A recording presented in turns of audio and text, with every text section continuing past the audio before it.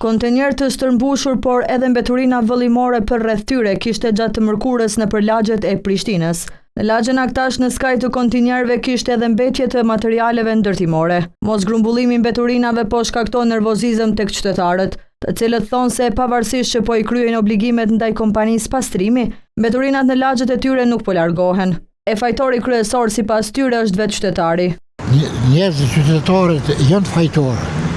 Se duhet me pas edukat familjare, edukat kombëtare, edukat arsimore.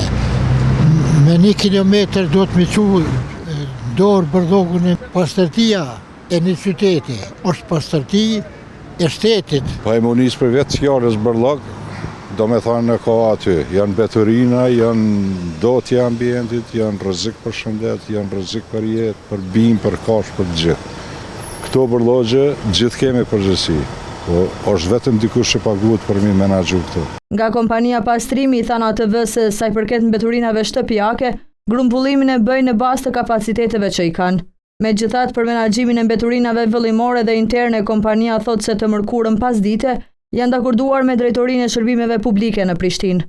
Në një përgjigje për ATV nga pastrimi, thanë se grumbullimin e mbeturinave interne do ta nisin nga ora 19 në lagjet Lakrisht, Dardani dhe Qendër. Ndërkaq në ditët në vazhdim, qytetarët do të informohen për orën dhe pikë grumbullimin e këtyre mbeturinave.